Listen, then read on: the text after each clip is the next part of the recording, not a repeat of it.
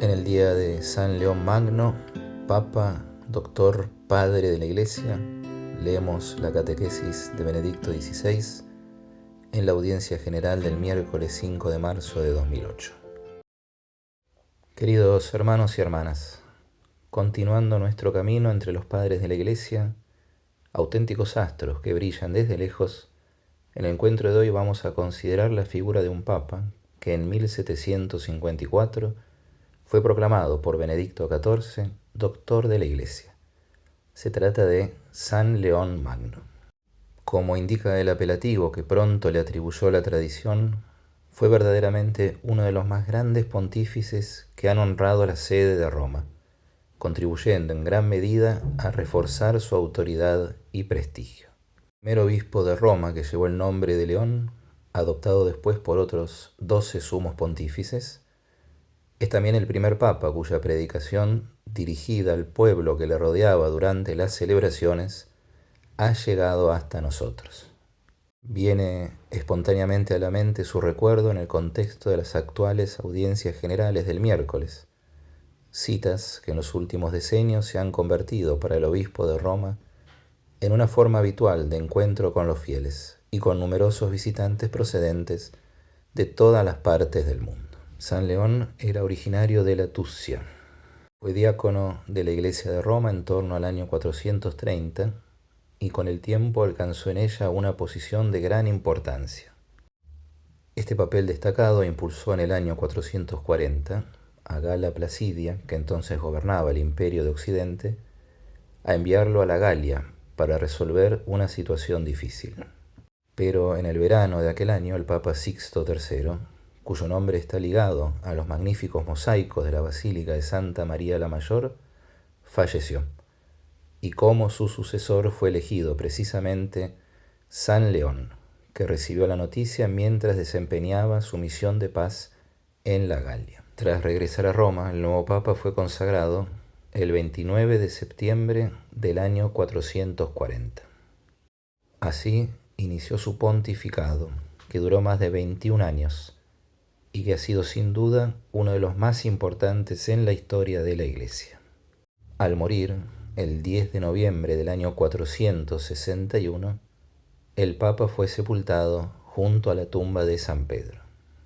Sus reliquias se conservan todavía hoy en uno de los altares de la Basílica Vaticana. El Papa San León vivió en tiempos sumamente difíciles. Las repetidas invasiones bárbaras, el progresivo debilitamiento de la autoridad imperial en Occidente y una larga crisis social habían obligado al obispo de Roma, como sucedería con mayor evidencia aún un siglo y medio después, durante el pontificado de San Gregorio Magno, a asumir un papel destacado incluso en las vicisitudes civiles y políticas. Esto no impidió que aumentara la importancia y el prestigio de la sede romana. Es famoso un episodio de la vida de San León. Se remonta al año 452, cuando el Papa, en Mantua, junto a una delegación romana, salió al encuentro de Atila, el jefe de los hunos, y lo convenció de que no continuara la guerra de invasión con la que ya había devastado las regiones del nordeste de Italia. De este modo salvó al resto de la península. Este importante acontecimiento pronto se hizo memorable y permanece como un signo emblemático de la acción de paz llevada a cabo por el pontífice. No fue tan positivo, por desgracia, 3 años después, el resultado de otra iniciativa del Papa, que de todos modos manifestó una valentía que todavía hoy nos sorprende. En la primavera del año 455, San León no logró impedir que los vándalos de Genserico, tras llegar a las puertas de Roma, invadieran la ciudad indefensa, que fue saqueada durante 2 semanas. Sin embargo, el gesto del Papa, que, inerme y rodeado de su clero, salió al encuentro del invasor para pedirle que se detuviera, impidió al menos que Roma fuera incendiada, y logró que no fueran saqueadas las basílicas de San Pedro, San Pablo y San Juan, en las que se refugió parte de la población aterrorizada. Conocemos bien la acción del Papa San León gracias a sus hermosísimos sermones. Se han conservado casi 100 en un latín espléndido y claro, y gracias a sus cartas, unas 150. En estos textos, el pontífice se muestra en toda su grandeza, dedicado al servicio de la verdad en la caridad, a través de un ejercicio asiduo de la palabra que lo muestra a la vez como teólogo y pastor. San León Magno, constantemente solícito por sus fieles y por el pueblo de Roma, así como por la comunión entre las diferentes iglesias y por sus necesidades, apoyó y promovió incansablemente el primado romano, presentándose como auténtico heredero del apóstol San Pedro. Los numerosos obispos, en gran parte orientales, reunidos en el concilio de Calcedonia, fueron plenamente conscientes de esto. Este concilio, que tuvo lugar en el año 451, con 350 obispos participantes, fue la asamblea más importante celebrada hasta entonces en la historia de la Iglesia. Calcedonia representa la meta segura de la cristología de los 3 concilios ecuménicos anteriores: el de Nicea, del año 325, el de Constantinopla, del año 381, y el de Éfeso, del año 431. Ya en el siglo VI, estos 4 concilios, que resumen la fe de la Iglesia antigua, fueron comparados a los 4 evangelios. Lo afirma San Gregorio en una famosa carta en la que declara que acoge y venera los 4 concilios como los 4 libros del Santo Evangelio, porque sobre ellos, sigue explicando San Gregorio, se eleva la estructura de la Santa Fe como sobre una piedra cuadrada. El concilio de Calcedonia, al rechazar la herejía de Eutiques, que negaba la verdadera naturaleza humana del Hijo de Dios, afirmó la unión en su única persona, sin confusión ni separación de las 2 naturalezas, humana y divina. Esta fe en Jesucristo, verdadero Dios y verdadero hombre, fue afirmada por el Papa en un importante texto doctrinal dirigido al obispo de Constantinopla, el así llamado Tomo a Flaviano, que al ser leído en Calcedonia fue acogido por los obispos presentes con una aclamación elocuente, registrada en las actas del concilio. Pedro ha hablado por la boca de león, exclamaron al unísono los padres conciliares.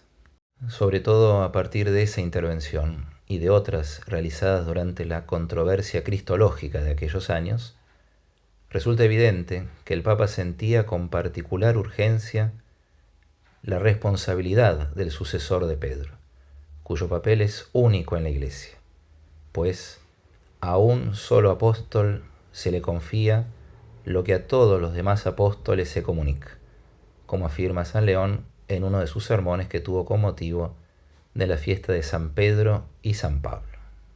Y el pontífice supo ejercer esta responsabilidad tanto en Occidente como en Oriente, interviniendo en diferentes circunstancias con prudencia, firmeza y lucidez a través de sus escritos y mediante sus legados.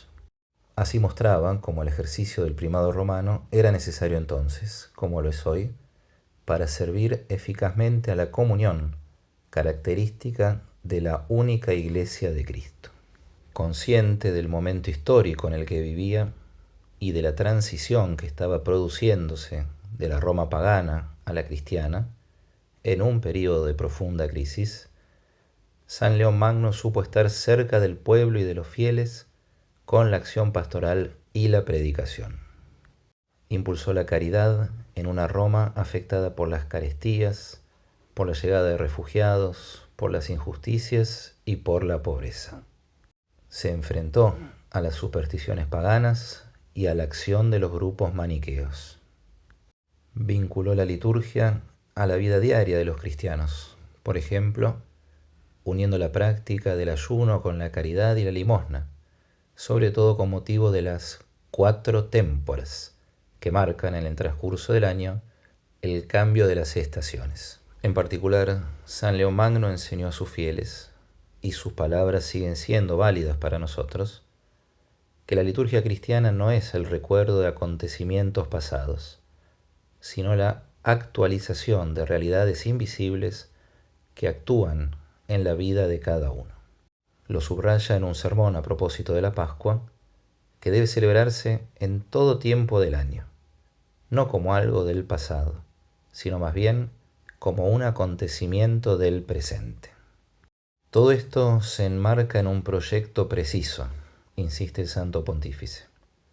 Así como el Creador animó con el soplo de la vida racional al hombre modelado con el barro de la tierra, del mismo modo, tras el pecado original, envió a su Hijo al mundo para restituir al hombre la dignidad perdida y destruir el dominio del diablo mediante la nueva vida de la gracia.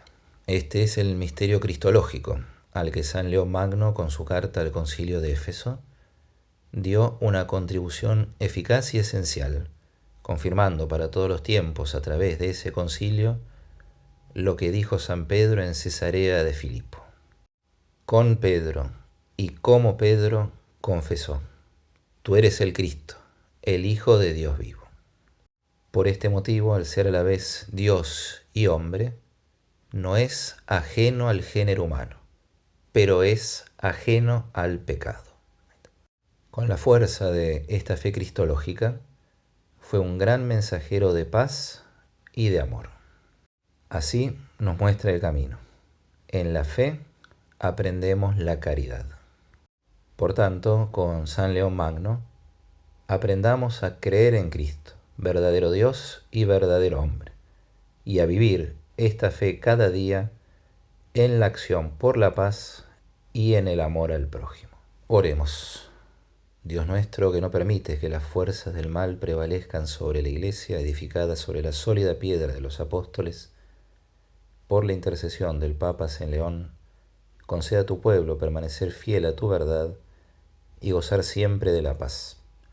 Por nuestro Señor Jesucristo, tu Hijo, que vive y reina contigo en la unidad del Espíritu Santo y es Dios, por los siglos de los siglos. Amén.